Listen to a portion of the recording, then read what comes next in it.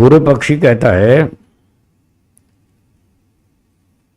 कि अनेक आत्माएं मानने की क्या आवश्यकता है, एक आत्मा भी हो सकती है। और जो आप बता रहे हैं कोई सुखी है कोई दुखी है, कोई रोगी है कोई स्वस्थ है, ये तो तब भी हो सकता है जब आत्मा एक हो, तब भी ये बात बन जाएगी। सिद्धांती ने पूछा कैसे बन जाएगी। उसने उदाहरण दिया, सूत्र में लिखा है आकाशस्य इव घट आदि भी। जैसे आकाश एक है, हाँ या ना, आकाश तो एक ही, सब जगह फैला हुआ है, दूर दूर तक सर्वव्यापक है। जैसे आकाश एक है, सर्वव्यापक है, और संसार में बहुत सारे पदार्थ हैं, आकाश का सबके साथ संबंध है। घड़े के साथ भी है, मकान के साथ भी है, ट्रेन के साथ भी है, बस के साथ भी है, कार के साथ भी, हर वस्तु में आकाश है, आकाश व्यापक है। कार के अंदर खाली जगह है या नहीं, वो जो खाली जगह है वही आकाश है, ठीक है ना। घड़े के अंदर भी खाली स्थान है, मकान में भी खाली स्थान है। तो आकाश एक है और कितने सारी करोड़ों चीजों के साथ उसका संबंध है। तो इसी तरह से आत्मा तो एक मान लो आकाश की तरह से, और शरीर बहुत सारे हैं। तो जैसे एक आकाश का करोड़ों वस्तुओं के साथ संबंध होने से आकाश तो एक ही रहता है, वस्तुएं अनेक हैं, आकाश तो एक है। ऐसे आत्मा एक है, शरीर अनेक है। अलग अलग शरीरों के साथ उस आत्मा का संबंध हो जाने से आत्मा को एक मान लेंगे, तब भी कोई समस्या नहीं है। तो शरीरों में ये अंतर है, कोई बूढ़ा है कोई जवान है, कोई रोगी है कोई स्वस्थ है, इसलिए आत्मा एक है, ऐसा उसने कहा पूर्व पक्षी ने। ठीक है, ये कर तो रहा है गड़बड़ पर इसकी गड़बड़ को पकड़ना कठिन है, सब लोग नहीं पकड़ सकते। जो न्याय दर्शन में एक्सपर्ट है वो पकड़ लेगा कि ये गड़बड़ कर रहा है। सूत्र के शब्द देखिए, उपाधि भेदे अपि। उपाधि का मतलब शरीर, शरीर भिन्न भिन्न होने पर भी, शरीर भिन्न भिन्न होने पर भी आकाशस्य इव घटा, अलग अलग शरीरों के साथ संबंध हो जाएगा। जैसे एक आकाश का अलग अलग वस्तुओं के साथ संबंध है, इसलिए आत्मा को एक मानना चाहिए, बहुत नहीं। ये पूर्व पक्षी उदाहरण तो चतुराई से दिया ना। आकाश एक है, ठीक बात है, वस्तुएं बहुत सारी हैं। ऐसे आत्मा एक है, शरीर बहुत सारे हैं, फिर अनेक आत्मा क्यों माने, ये पूर्व पक्षी ने बात कही। अब देखिए आगे सिद्धांती उत्तर देगा। 151 सूत्र देखिए, बोलिए। उपाधिर्भिद्यते न तो तद्वान।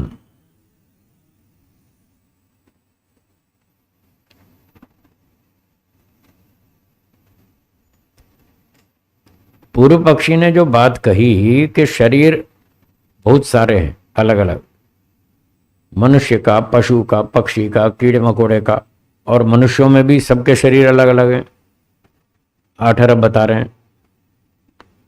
तो उसने कहा कि सिद्धांती कह रहा है आपने जो ये कहा कि एक आत्मा का अलग अलग शरीरों के साथ संबंध है, आपके कथन से तो उपाधियों की भिन्नता सिद्ध हो रही है, शरीरों की भिन्नता सिद्ध हो रही है। न तो तद्वान, उपाधि वाला जो है आत्मा, उसकी एकता सिद्ध नहीं हो रही। ये पूर्व पक्षी क्या गड़बड़ करते हैं बताऊं? ये 54 में से कोई ना कोई गलती करते हैं, जो न्याय दर्शन में बताई थी, जो बताई थी उसमें कोई ना कोई गलती करते हैं ये।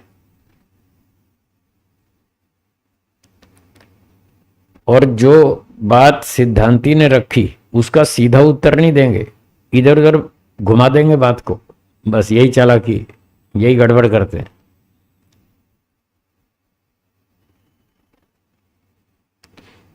सिद्धांती ने कहा था कोई जवान है कोई बूढ़ा है, कोई रोगी है कोई स्वस्थ है, कोई जन्म ले रहा है, कोई मर रहा है। इससे सिद्ध हो रहा है कि आत्माएं अलग अलग हैं। इस बात का तो उत्तर दिया नहीं उसने, और एक दृष्टांत रख दिया, जैसे आकाश एक है ऐसे आत्मा एक है। हेतु तो कुछ दिया ही नहीं, यहां गड़बड़ कर गया वो।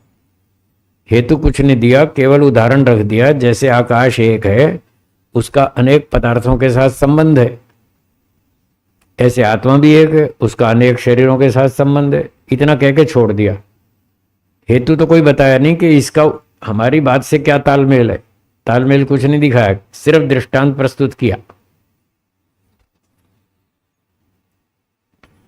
तो जब व्यक्ति हेतु नहीं रखता और केवल दृष्टांत के सामने दृष्टांत रख देता है, विपरीत दृष्टांत रख देता है, तो न्याय दर्शन में इसको बोलते हैं प्रतिदृष्टांत समा जाति। ये 54 में से एक घोटाला है, एक गड़बड़ है। प्रतिदृष्टांत समा जाति, दृष्टांत के सामने दूसरा दृष्टांत रख दिया और अपनी बात कह दी, हेतु कुछ बताया नहीं, तो ये गड़बड़ है। तो सिद्धांती कह रहा है कि आपने जो कहा कि अलग अलग शरीरों के साथ एक आत्मा का संबंध है, इससे शरीर तो अलग अलग सिद्ध हो गए, वो तो हम भी पहले से ही मान रहे हैं शरीर अलग अलग है। पर हम ये भी कह रहे हैं कि सब शरीरों में अलग अलग आत्मा भी है। आप कह रहे हैं एक आत्मा है, हम कह रहे हैं अनेक आत्माएं, अलग अलग आत्माएं।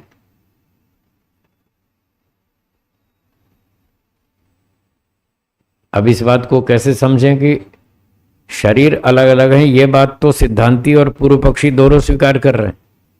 सिद्धांती भी कह रहा है शरीर अलग अलग है, पूर्व पक्षी भी कह रहा है शरीर अलग अलग है। सिद्धांती कह रहा है आत्माएं भी अलग अलग हैं, 100 शरीर हैं, 100 आत्माएं हैं। पूर्व पक्षी कह रहा है 100 शरीर हैं, आत्मा एक है। तो हेतु क्या? हेतु तो कुछ दिया नहीं पूर्व पक्षी ने, इसलिए हेतु के बिना बात सिद्ध नहीं होती। अहेतु का पक्ष न सिद्ध्यति, ये न्याय दर्शन का नियम है। बिना हेतु के केवल दृष्टांत से बात सिद्ध नहीं होती। जब इस तरह से पंचव्यव की बात चल रही हो तो केवल दृष्टांत से बात नहीं बनेगी, उसके साथ हेतु भी देना चाहिए। और कहीं कहीं प्रत्यक्ष प्रमाण स्वतंत्र रूप से दिया जाता है, वो अलग चीज है, वहां केवल प्रत्यक्ष प्रमाण चल जाएगा। पर जब पंचव्यव की बात चल रही हो तब हेतु देना जरूरी है। तो अब देखिए, ये पता कैसे लगे कि 100 शरीर में 100 आत्माएं हैं या एक आत्मा है? इसका निर्णय अगले सूत्र में देखिए, शायद अगले सूत्र में उत्तर आ जाएगा इसका। हाँ, पढ़िए अगला 152वां, मेरे साथ बोलिए। एवं एकत्वेन परिवर्तमानस्य न विरुद्ध धर्म अध्यास।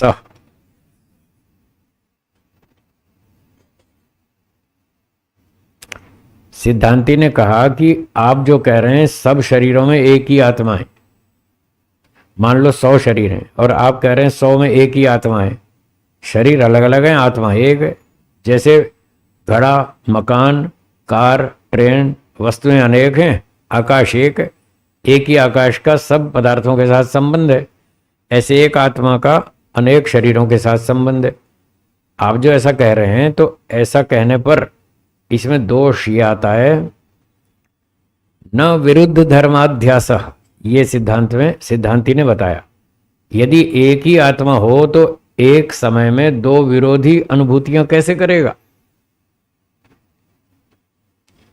दो व्यक्ति हैं अलग अलग, एक कहता मैं सुखी हूं, दूसरा कहता मैं दुखी हूं। अगर एक ही आदमी हो तो क्या वो दो विरोधी बातें कहेगा? मैं सुखी भी हूं और उसी सेकंड में मैं दुखी भी हूं। एक सेकंड में दो विरोधी बात तो नहीं कर सकता ना वो, ना उसको दो विरोधी अनुभूतियां होंगी और ना वो दो वाक्य एक साथ बोल पाएगा कि मैं सुखी हूं और मैं दुखी हूं। एक सेकंड में तो या तो सुखी होगा या तो दुखी होगा। पर यहां तो संसार में हम देख रहे हैं, कोई मनुष्य कह रहा मैं सुखी हूं, कोई कह रहा मैं दुखी हूं, कोई कह रहा मुझे थोड़ी टेंशन है, कोई कह रहा ज्यादा टेंशन है, कोई कहता मेरा सुख छोटा है, कोई कहता मेरा सुख बड़ा है। तो यहां तो विरोधी अनुभव है दोनों का, सब लोगों का अपना अलग अलग अनुभव है और उसमें विरोध भी है। हाँ जी, कुछ समझ में आ रही बात है? आ रही है ना? ये तो अनुभूतियों की बात है, और अनुभूति तो चेतन को होती है, जड़ को थोड़ी होती है। बूढ़ा जवान तो चलो शरीर मान भी लें, पर अगर उसमें आत्मा एक माने तो एक आत्मा मानने पर दो विरोधी अनुभूतियां कैसे करेगा?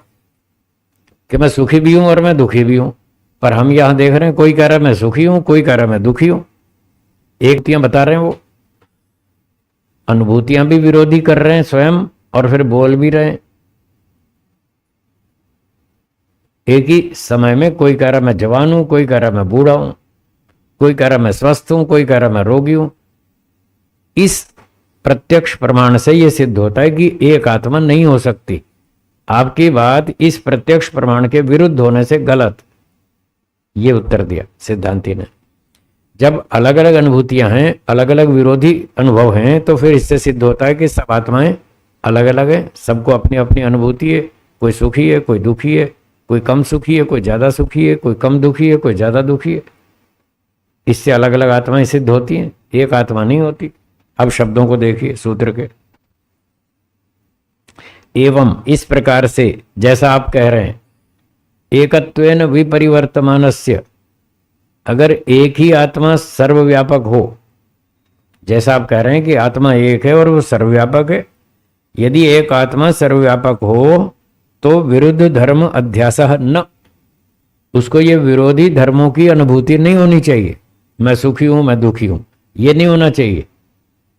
ये तभी संभव है जब अलग अलग आत्माएं हो, तब सबकी अनुभूति अलग अलग होती है, और हो सकती है, और विरोधी भी हो सकती है, तब हो सकती है जब अलग अलग आत्माएं हों। इसलिए आपकी बात गलत है, प्रत्यक्ष प्रमाण के विरुद्ध है। ये उत्तर हुआ। तो सिद्धांति का पक्ष क्या था? आत्माएं एक हैं या बहुत सारी? बस, तो ये सार है इसका। आत्माएं बहुत सारी हैं, अनेक हैं, ऐसा मानना चाहिए। 153वां सूत्र बोलिए। अन्य धर्मत्वेपि न आरोपात तत्सिद्धि एकत्वात्।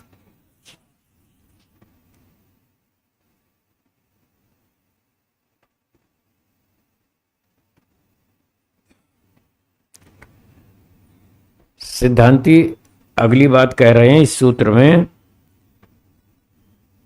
एकत्वात्। सूत्र का अंतिम शब्द है एकत्वात्। यदि आप आत्मा को एक मानते हैं, पूर्व पक्षी से कह रहे हैं, यदि आप आत्मा को एक मानते हैं तो एक मानने पर भी,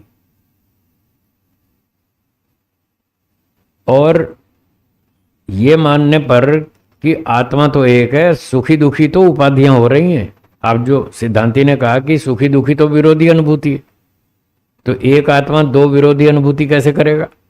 पूर्व पक्षी ने चतुराई से कहा कि ऐसा है, ये जो सुखी दुखी हो रहे हैं ना, ये आत्मा नहीं हो रहा, ये तो शरीर हो रहे हैं अलग अलग। एक शरीर सुखी हो रहा है, एक शरीर दुखी हो रहा है।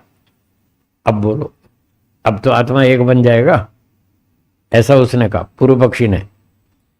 अगर ये मान लिया जाए कि एक शरीर सुखी है, दूसरा शरीर दुखी है, एक शरीर स्वस्थ है, दूसरा शरीर रोगी है, एक सकलांग है, एक विकलांग है, ये सारी अनुभूतियां शरीरों की मान लो, फिर तो आत्मा एक हो जाएगा, ऐसा पूर्व पक्षी ने कहा।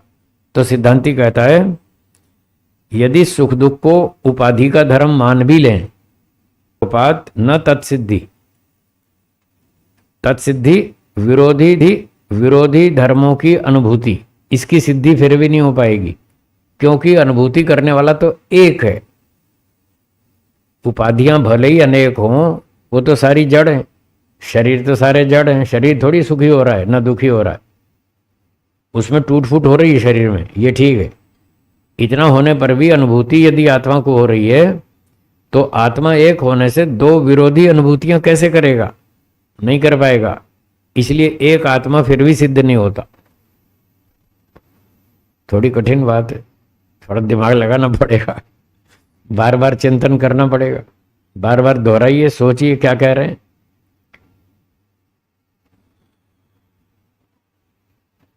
इतना तो आप समझ गए कि अनुभूति करने वाला व्यक्ति एक सेकंड में दो विरोधी अनुभव तो नहीं कर पाएगा। ये तो बात समझ में आ गई। तो इसको पकड़ के चलें और फिर आगे सोचें, यदि अनुभूति करने वाला तो चेतन होगा और चेतन है आत्मा, और वो पूर्व पक्षी कह रहा है आत्मा एक है। यदि आत्मा एक है, थोड़ी देर के लिए मान भी लें, तो दो विरोधी अनुभूतियां कैसे करेगा, जबकि ये बात प्रत्यक्ष है। कोई कह रहा है मैं सुखी हूं, कोई कह रहा है मैं दुखी हूं। ये तो प्रत्यक्ष है कि विरोधी अनुभूतियां हैं, हो रही हैं। यदि आत्मा एक माने तो ये विरोधी अनुभूतियां फिर सिद्ध नहीं हो पाएंगी, जो कि प्रत्यक्ष से सिद्ध है। इसलिए तुम्हारी कल्पना झूठ है, गलत। कल बताया था ना, जो हमारी कल्पना, हमारा विचार हुआ, चिंतन शब्द प्रमाण के विरुद्ध है, प्रत्यक्ष प्रमाण के विरुद्ध है, वो झूठ है। तो ये जो इसका कल्पना है कि आत्मा एक मानो, ये इसकी कल्पना प्रत्यक्ष प्रमाण के विरुद्ध है, इसलिए झूठ है। प्रत्यक्ष प्रमाण से ये सिद्ध हो रहा है कि अलग अलग अनुभूतियां हैं, और जब अनुभूतियां एक ही सेकंड में अलग अलग हैं सबकी, तो इसका मतलब आत्माएं भी अलग अलग हैं। ये सिद्ध हुआ। ठीक है, आगे चलें। सूत्र 154 बोलिए। न अद्वैत श्रुति विरोधो जाति परत्वात्। अब पूर्व पक्षी ने एक बात और उठाई, वो तो अपनी बात पे अभी तक अड़ा ही हुआ है कि आत्मा तो एक ही है। आप कहते हैं आत्मा अनेक है। नहीं नहीं, आत्मा एक है। देखो शास्त्रों में भी लिखा है, श्रुति में लिखा है आत्मा एक है। बोले अच्छा, कहाँ लिखा है बताओ। तो वो एक वाक्य ढूंढ लाया शास्त्रों में से। उसने कहा देखो शास्त्र में लिखा है असंगो ही अयम पुरुष। अभी थोड़ी देर पहले बताया था मैंने, पुरुष असंग है, आत्मा किसी चीज में घुलता मिलता नहीं, वो असंग है। देखो शास्त्र में लिखा है। तो जब एक वचन लिखा है असंगो ही अयम पुरुष, पुरुष एक वचन है, इससे सिद्ध हो रहा है कि पुरुष तो एक ही है, आत्मा तो एक ही है। फिर आप अनेक क्यों बता रहे हैं? तो ये श्रुति उठा के ढूंढ लाया कहीं से और कह दिया देखो श्रुति में लिखा है आत्मा एक है। इसका उत्तर वो इस सूत्र में है। वो कह रहे हैं न अद्वैत श्रुति विरोध हो। आप जो पूर्व पक्षी जी, आप ऐसा कह रहे हैं कि श्रुति में तो एक आत्मा लिखा है और हम बहुत आत्मा बता रहे हैं, तो श्रुति से तो विरोध है हमारी बात का। ऐसा आप हम पे आरोप लगा रहे हैं, सिद्धांति पर यह आरोप लगा रहे हैं कि आपकी बात श्रुति के विरुद्ध है, इसलिए गलत है। श्रुति कह रही है आत्मा एक है और आप कह रहे हैं अनेक है, ये तो श्रुति वचन से विरुद्ध है आपकी बात। तो सिद्धांति उत्तर दे रहा है न श्रुति विरोध। हम जो कह रहे हैं आत्माएं अनेक हैं, इस बात का श्रुति वचन से कोई विरोध नहीं है। क्यों नहीं है विरोध? देखिए उत्तर अगले इसी सूत्र में लिखा है जाति परत्वात्। जातिवाचक होने से वो जो श्रुति में लिखा है असंगो ही अयम पुरुष, अयम पुरुष एक वचन लिखा है, तो इसका अर्थ ये नहीं है कि आत्मा एक ही है। ये एक वचन तो जातिवाचक शब्द है। व्याकरण शास्त्र में बताया गया है नियम। क्या नियम बताया? व्याकरण शास्त्र में यह नियम बताया है कि अगर कहीं जातिवाचक शब्द का प्रयोग करना हो तो आप एक वचन में भी कर सकते हैं, बहुवचन में भी कर सकते हैं, दोनों तरह की छूट है। जैसे उदाहरण, आर्य समाज का 10वां नियम बोलिए, याद है किसी को? 10वां नियम, सब मनुष्यों को सामाजिक सर्वहितकारी नियम पालने में स्वतंत्र रहना चाहिए। ठीक है ना? यहां क्या लिखा है? सब मनुष्यों को, बहुवचन है। मनुष्यों एक वचन है, बहुवचन है। सब मनुष्यों को बहुवचन है ना? तो ये मनुष्य शब्द जातिवाचक है। मनुष्य, कुत्ता, गधा, घोड़ा, तोता, हाथी, शेर, भेड़िया, ये जातिवाचक वचन है, शब्द हैं। तो जातिवाचक शब्द जो होता है उसके लिए व्याकरण शास्त्र में कहा है दोनों ऑप्शन है, चाहे एक वचन में बोलो चाहे बहुवचन में बोलो, कोई फर्क नहीं पड़ता, बात तो सब पर लागू होगी। तो एक प्रमाण हमने दिखाया, यहां इस वचन में लिखा है बहुवचन, सब मनुष्यों को सामाजिक सर्वहितकारी, तो यहां बहुवचन है ना। अब एक और वाक्य बोलता हूं जिसमें एक वचन का प्रयोग है। मनुष्य का कर्तव्य है कि वह दूसरों का सुख दुख अपने सुख दुख के समान समझे। ठीक है, ये महर्षि दयानंद जी ने लिखा है सत्यार्थ प्रकाश के अंत में, जहां मनुष्य की परिभाषा लिखी है वहां यह लिखा है, मनुष्य का यह कर्तव्य है कि वो अपने सुख दुख के समान सबका सुख दुख समझे। अब यहां एक वचन है, मनुष्य का यह कर्तव्य है। क्या ये एक मनुष्य का कर्तव्य है या सभी का? तो देखो सब पर लागू हो गया ना, एक वचन होते हुए भी सब पर लागू हो गया। इसलिए व्याकरण शास्त्र में ये नियम बताया गया कि जहां जातिवाचक शब्द का प्रयोग करना हो, चाहे तो आप वहां एक वचन का प्रयोग कर सकते हैं, चाहे तो आप बहुवचन का भी कर सकते हैं, आपकी छूट है, जैसा इच्छा हो वैसा प्रयोग कर लीजिए। तो आप जो कह रहे हैं असंगो ही अयम पुरुषः, पुरुषः एक वचन है, और आप कह रहे हैं इससे कि पुरुष तो एक ही है, ऐसा नहीं, पुरुष एक नहीं है, पुरुष बहुत सारे हैं। जैसे कहा मनुष्य का कर्तव्य ये है, तो ये एक मनुष्य का नहीं है, इससे मनुष्य एक सिद्ध नहीं होता, इससे भी बहुत सारे मनुष्य सिद्ध होते हैं, भले ही एक वचन हो तब भी, क्योंकि बहुत सारे मनुष्यों पर यह बात लागू होती है। तो वो जो कहा था अयम पुरुषः, यह पुरुष असंग है, तो ये बात कोई एक आत्मा पर लागू थोड़ी होती है, ये तो सभी पर लागू होती है। सारी आत्माएं असंग हैं, कोई भी आत्मा किसी वस्तु में घुलती मिलती नहीं है, और कोई जड़ वस्तु आत्मा में घुलती मिलती नहीं है, ये बात तो सब पर लागू होती है। तो इससे तो आत्मा एक सिद्ध नहीं हुआ, ये तो जातिवाचक शब्द का प्रयोग है, इसलिए वहां पर एक वचन का प्रयोग है, इससे आत्मा एक सिद्ध नहीं होता। चालाकी मत करो, ये चालाकी पकड़ ली उसकी पूर्व पक्षी की। ठीक है, तो सूत्रार्थ क्या बनेगा? न अद्वैत श्रुति विरोधो, हमारी बात का श्रुति से विरोध नहीं आएगा। जिस श्रुति में एक वचन का प्रयोग है, असंगो ही अयम पुरुषः, ये जो एक वचन का प्रयोग है, इससे हमारी बात का कोई विरोध नहीं है, इससे आत्मा एक सिद्ध नहीं होता। क्यों? जाति परत्वात्, ये जो वचन है ये जातिवाचक है, इसलिए एक वचन है, न कि इससे ये सिद्ध होता है कि आत्मा एक है। आत्मा तो अनेक है, वो हम पहले सिद्ध कर ही चुके हैं, सबकी अनुभूति अलग अलग है। एक व्यक्ति में दो विरोधी अनुभव एक साथ नहीं हो सकते, इस बात का तो आपने खंडन किया नहीं अभी तक। तो बातचीत में यह ध्यान रखना होता है कि एक व्यक्ति ने जो बात कही, तो विपक्षी अगर उसको स्वीकार नहीं करता तो पहले उसका खंडन करो, फिर अपनी बात कहो आगे जो कहनी है। पहले उसका उत्तर दो जो बात उसने रखी है। अगर आपने उसका उत्तर नहीं दिया, अब बात इधर उधर घुमा दी, तो गड़बड़ है, आप फिर 54 में से गलतियां कर रहे हैं। या तो कहीं जाति का प्रयोग करेंगे, कहीं निग्रह स्थान का प्रयोग करेंगे। तो बहुत सारे लोग ऐसी गलती करते हैं, वो टॉपिक बदलते हैं, फटाफट बदलते हैं, क्योंकि वो समझ गए कि हमारी बात कट चुकी, हमारी बात फेल है, हमारे पास इसका कोई उत्तर नहीं है। जब उत्तर नहीं होता तो टॉपिक बदलते हैं फटाफट। तो बातचीत करते समय ये ध्यान रखें, जब सामने वाला कोई बात कहता है तो पहले उसका जवाब दें, बाद में जो कहना हो कहीं। अगर आपने उसका उत्तर नहीं दिया तो मतलब आपकी बात झूठ है, कट गई, आपका पक्ष खत्म, आप फेल, ऐसा मानना चाहिए। ये न्याय शास्त्र के नियम है। चलिए, तो ये बात हो गई। सिद्धांति ने उत्तर दे दिया कि वो जातिवाचक प्रयोग है, इसलिए उससे आत्मा एक सिद्ध नहीं होता। तो पूर्व पक्षी ने कहा फिर जब उससे एक सिद्ध नहीं होता तो एक वचन में कहा ही क्यों? एक वचन में क्यों कहा? अब अगला सूत्र देखिए, बोलिए। विदित बंध कारणस्य दृष्टया तद्रूपम, श्रुति में जो कहा है असंगो ही अयम पुरुष, आत्मा असंग है,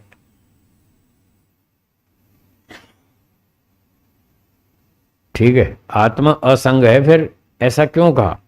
जबकि हम तो देख रहे हैं सब लोग खाने पीने के पीछे पड़े, कोई धन कमाने के पीछे पड़ा है, कोई बंगला बनाने के चक्कर में है, और आप कह रहे हैं आत्मा असंग है, व्यवहार में तो उल्टा ही दिख रहा है। तो फिर ऐसा क्यों कहा आत्मा असंग है?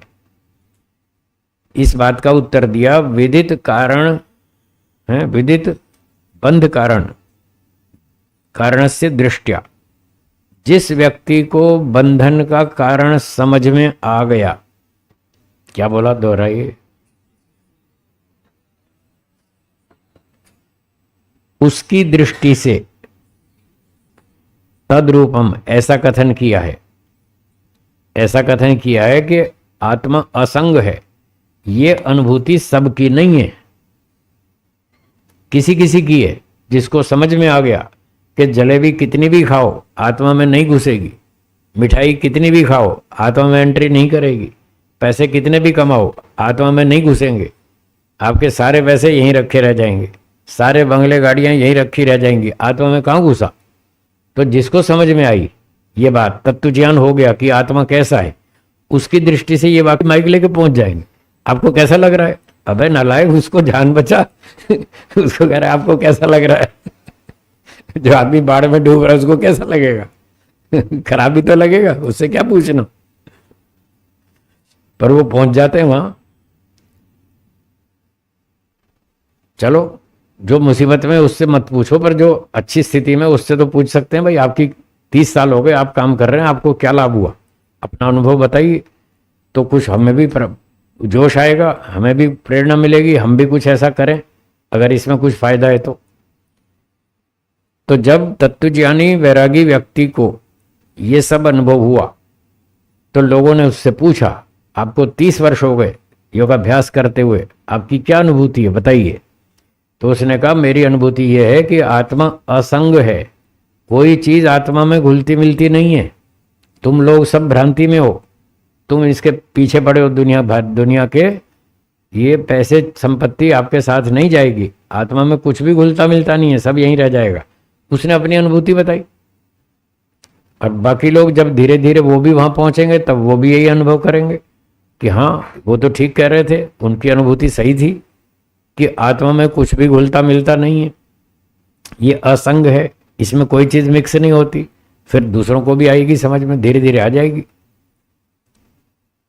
ठीक है, तो सूत्रार्थ देखिए, विदित बंध कारणस्य दृष्टया, जिसने बंधन का कारण जान लिया, समझ लिया, बंधन का कारण अविद्या है, जिसने ये बात जान ली और ये भी जान लिया कि मैं आत्मा हूं, शरीर अलग है, खाना पीना अलग है, सब जड़ पदार्थ हैं, मुझसे अलग हैं, उसको समझ में आ गया और इनके पीछे भागना अविद्या है, जिसको ये बात समझ में आई उसकी दृष्टि से वो अपनी अनुभूति बता रहा है कि आत्मा असंग है। इस तरह से बाकी लोग जो अभी तक यहां नहीं पहुंचे तो उनमें अविद्या है, अभी धीरे धीरे उनकी भी हट जाएगी।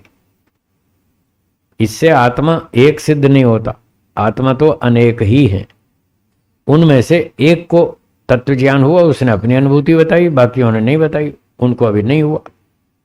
ठीक है जी। सूत्र 156 बोलिए, न अंध अदृष्ट्या चक्षुष्मताम अनुपलम्भ। दृष्टांत थोड़ा सा कठोर है पर जो है सो है। अब जो बोला कपिल मुनि जी ने, मुझे तो समझाना ही है, व्याख्या तो करनी पड़ेगी। तो ये कह रहे हैं जो अंधा व्यक्ति है, जिसको दिखाई नहीं देता, दोनों आंखें खराब हैं, सूरदास, तो जो सूरदास व्यक्ति है उसकी आंखें खराब होने से उसको नहीं दिखता, ठीक है ना जो सूरदास है, जिसकी आंख दोनों खराब है, उसको तो दृश्य नहीं दिखता, सामने सड़क नहीं दिखती, कहां गड्ढा और कहां ठीक ठाक है। पर जिसकी आंख ठीक हो उसको तो दिखेगा ना, उसको तो दिखेगा ना। उसको ये थोड़ी कह सकते अंधे को नहीं दिखता तो किसी को भी नहीं दिखेगा, ऐसी बात थोड़ी है। जिसकी आंख ठीक है उसको ठीक ठीक दिखेगा,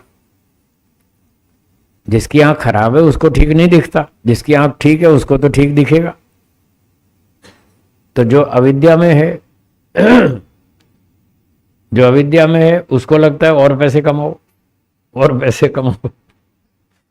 लालचंद जी सुना रहे थे, एक आदमी ने 9 मॉल बना लिए। कितने? 9।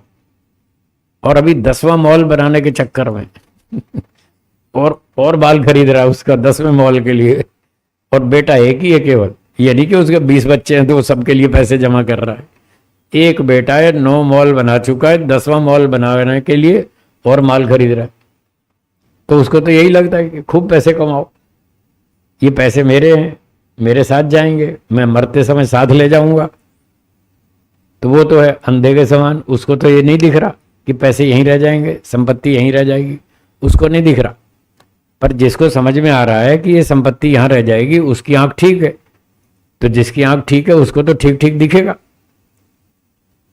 और वो दूसरों को भी बताएगा, भाई ये सड़क ऐसी है, इधर गड्ढा है, जरा बच के चलना, वो तो बताएगा ना।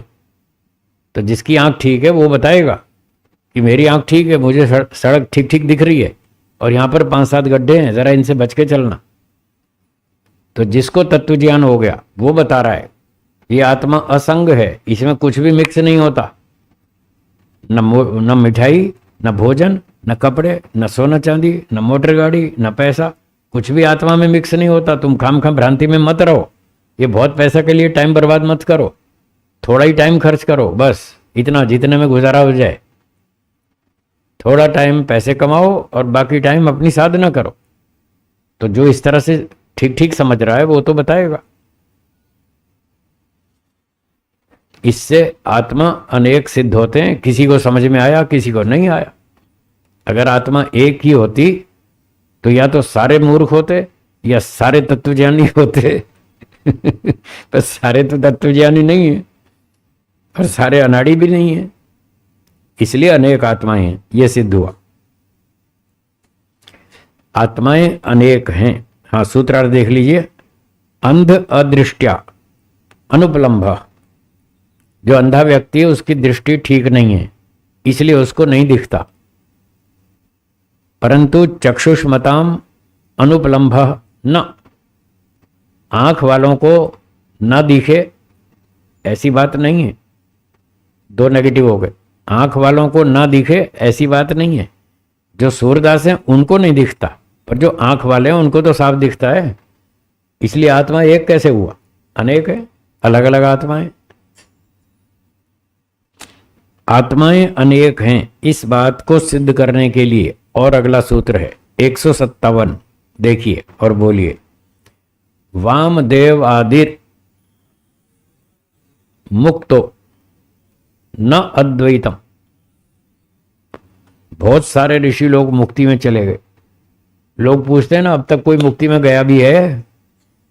ऐसे हमसे पूछते हैं, कोई आज तक मुक्ति में गया भी है?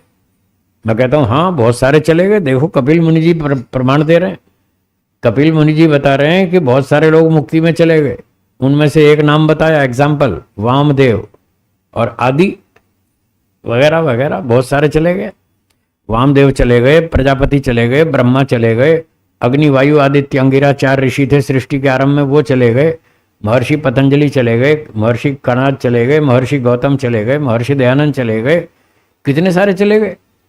और बहुत सारे अभी संसार में बैठे हैं। तो आत्मा एक कहाँ हुई? न अद्वैतम, एक आत्मा नहीं है, बहुत सारी हैं। कुछ लोग मुक्ति में चले गए, कुछ अभी यहीं पर हैं। चलिए वापस आते हैं पाठ पर। क्या पाठ चल रहा था? हाँ, न अंध अदृष्टया चक्षुष्मताम अनुपलम्भ। तो आंख वालों को दिखता है, सूरदास को नहीं दिखता। तो जिसको तत्व ज्ञान हो गया वो कहता है आत्मा असंग है, उसको कोई मिक्स विक्स कुछ नहीं होता, उसको ऐसा दिखता है, सबको नहीं दिखता। इसलिए आत्मा तो अनेक हैं। हाँ, इसके बाद अगली बात चल रही थी वामदेव आदिर मुक्तो। वामदेव आदि तो मुक्ति में चले गए, बहुत सारे लोग चले गए। तो जिसको यहां संसार में दुख दिखता है, जिसको ठीक ज्ञान हो जाता है, उसको वैराग्य हो जाता है। फिर जिसको वैराग्य हो जाता है वो तपस्या करता है और वो मुक्ति में चला जाता है। इससे पता चलता है बहुत सारी आत्माएं हैं, कुछ मुक्ति में चली गई, कुछ यहाँ हैं। ये भी धीरे धीरे जाएंगी, सारी जाएंगी, बारी बारी से सब जाएंगे, बारी बारी से सब जाएंगे मोक्ष में। कोई सदा यहाँ नहीं रहने वाला। और जो मोक्ष में जब उनका टाइम पूरा हो जाएगा फिर वो वापिस आ जाएंगे। वहां भी सदा नहीं रह सकते, यहां भी सदा नहीं रह सकते।